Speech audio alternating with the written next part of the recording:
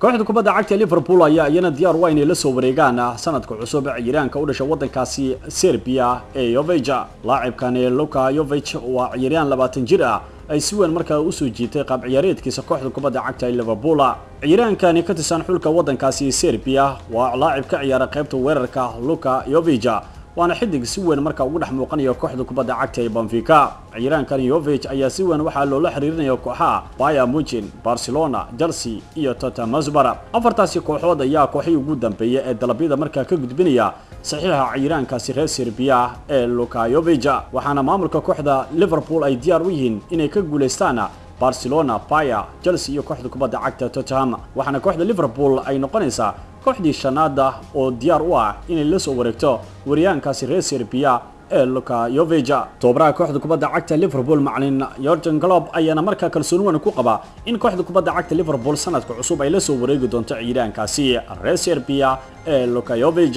kooxda kubadda cagta ee Arsenal ayaa dhinaca kale waxa ay diyaar u tahay inay xoojiso dalabkeeda ciyaaryahanka qadka dhexe Barcelona ee Dani Suarez. waxaana warbaahinta wadankaasi Ingiriiska ay aad u hadlayaan go'aanka ugu dambeeya tobaraha kooxda kubadda cagta ee Arsenal macallin Unai Emery. waxaana uu sheegay in kalsooni uu ku qabo dalabkiisa uusan ku qasaari doonin sanadka cusub. waxaan u baahanahay xidigaasi Dani Suarez geegada Emiratisna wuxuu ka heli doonaa fursad uu ku soo bandhigo xirfadiisa kubadda cagta.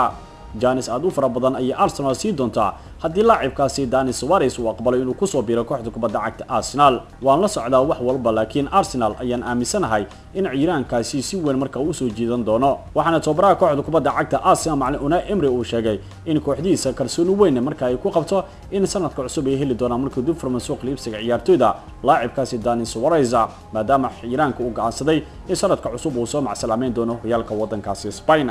ugu dambeyntiina madaxweynaha kooxda kubadda cagta Real Madrid Florentino Perez ayaa ku dhawaaqay in Real sanadka cusub laba ciyaaryahan ay muhiim ay lumin doonaan. madaxweyne Florentino Perez ayaana markaa sheegay in kooxda kubadda cagta Real Madrid ay damacsan tahay in isbedel xooggan ay ka sameyso suuqa kala iibsiga ciyaartoyda.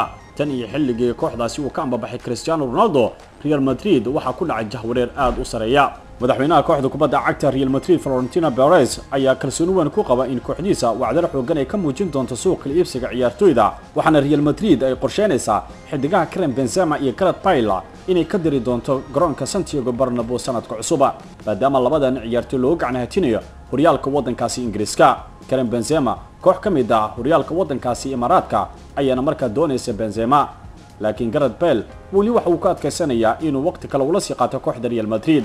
madaxweynaha kooxda Real ee Florentino Perez ayaana markaa sheegaya in Karim Benzema iyo Gareth Bale aysan waxba u qaban doonin sanadaha soo socda kooxda kubadda cagta Real Madrid. taasina waxay qasab ku noqon doontaa Real inay markaa u gacan geliso kooxaha doonaya ciyaartoydaasi. waana hubaal madaxweynaha kooxda Real Florentino Perez inuu dhageysan doono dalabyada ku aadan xidigaha Karim Benzema iyo Gareth Bale. laakiin wararka qaar ayaa xusaya in labada ciyaartoy ilaa hadda aysan albaabada u balaqin dalabyada ka soo gaaraya kooxaha doonaya labadaasi ciyaarahan ee Benzema iyo Gareth Bale.